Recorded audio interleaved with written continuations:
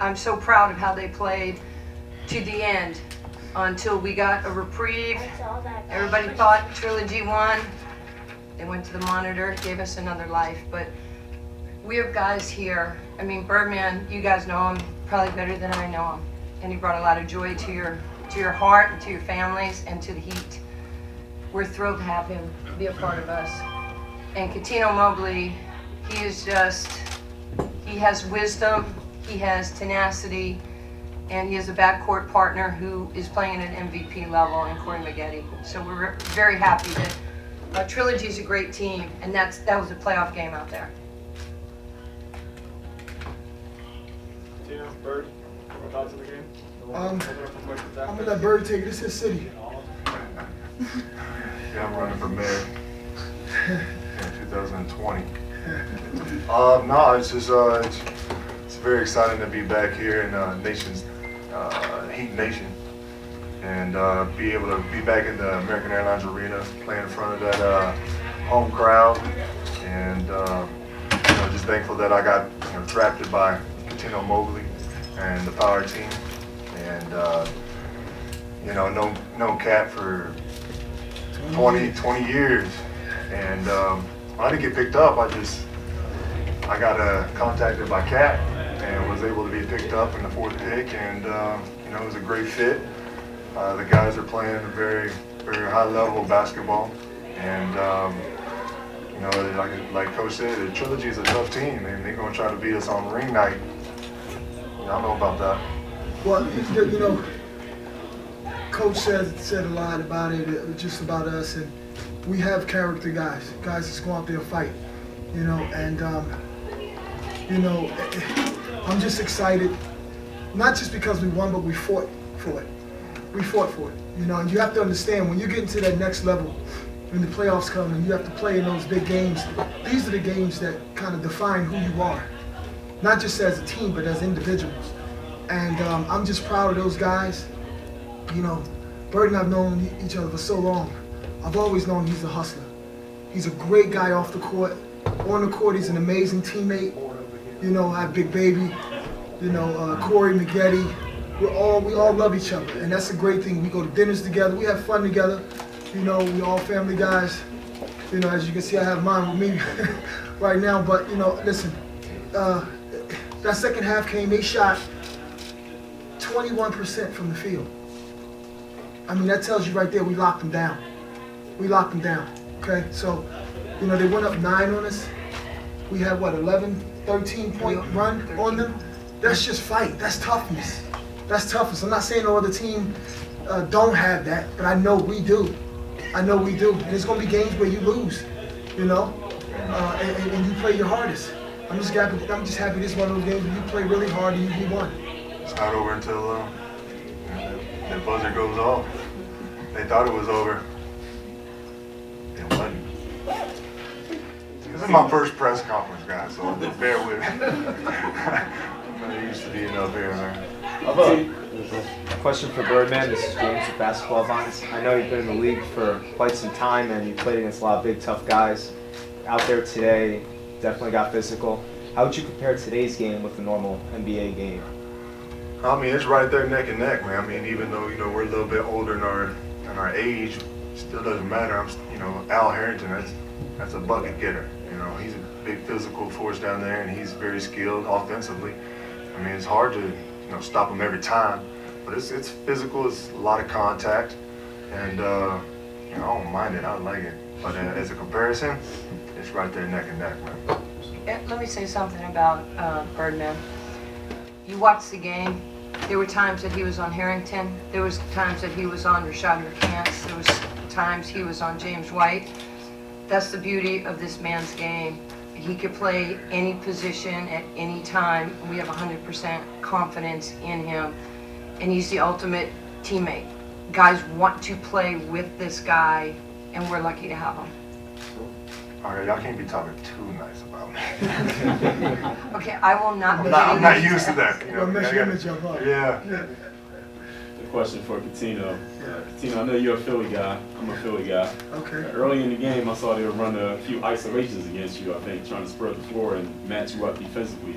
Does that Do you think about that a little bit? Does that affect your pride a little bit? You think they're trying Well, to yeah, well, you know what? It pissed me off a little bit because I let Rashard go to his left and then pull up a 3 on me. But then I started to get, I started to understand the angles, and our team as a defense shrunk the floor on him. Rashard McCants, I'm a fan of his, especially offensively. So, I mean, he's not a lockdown defender. Rashard McCants is a bucket getter. That's what he does. No matter who's, I don't care if anybody in the league's guarding him, he's going to score. That's what he does great. So, you know, I just got to take pride in it. I'm 10 years older than the boy. So, you know, like I told him after we were walking in the tunnel, I love you. You know what I mean? But I have pride too. So I got to go out there and just make you take tough shots. You know, he scored those 2 on me, and after that, I got really pissed off. I had to figure that out quick. And he did.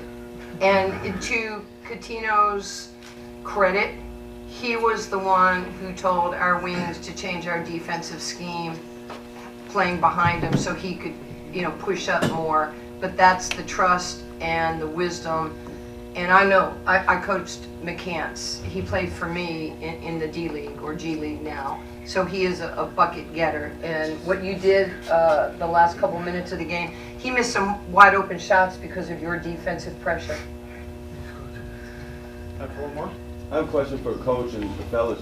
The Big Three's breaking a lot of walls down, and to be the only female coach in the league, a physical league, a very tough league, and one of the toughest teams, what do you say to young ladies headed into pro athletics, male athletics, and fellas, when do you think we'll see the first female coach in the NBA? Well, let me say one thing before Coach starts.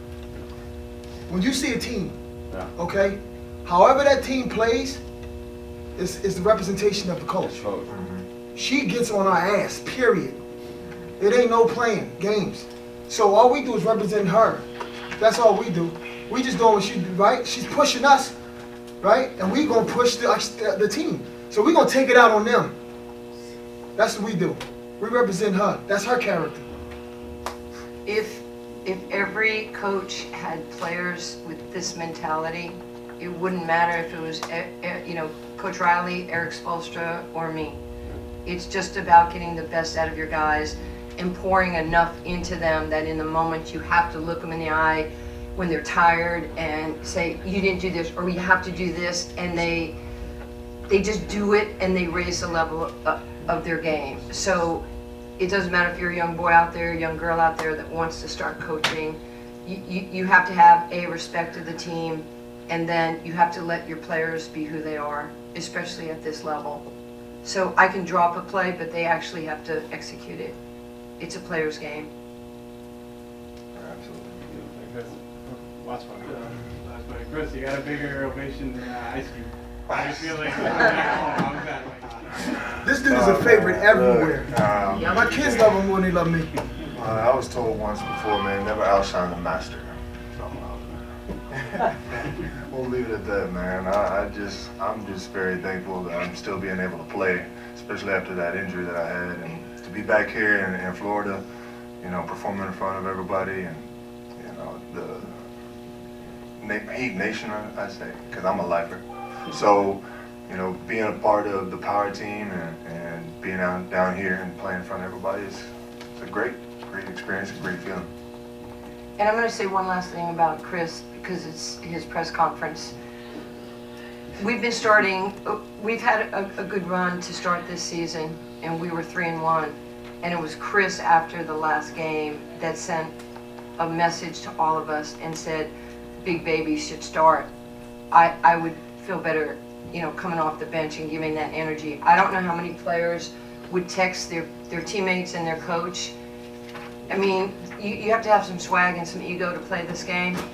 I was so impressed with his, just, again, it's who he is. He just wants to win, and it doesn't have to be about him. I wasn't going to make that change. Thank you. No problem. You know, it's about the team. It's about the camaraderie and being able to come forward and have that communication. Because if you don't have that communication, it causes friction, it causes problems, and could eventually cause turmoil to where your team's not winning. And you know, I've been known to come off the bench with energy, and I'm trying not to cuss as much as I usually do, but you know, I'm just a game changer. So I like to come off the bench and be a game changer. And starting the game, I felt I just come out a little too slow, trying to figure it out. But whenever I come off the bench, I know I'm more comfortable and more of a threat. Coming off the bench. But don't interrupt me again.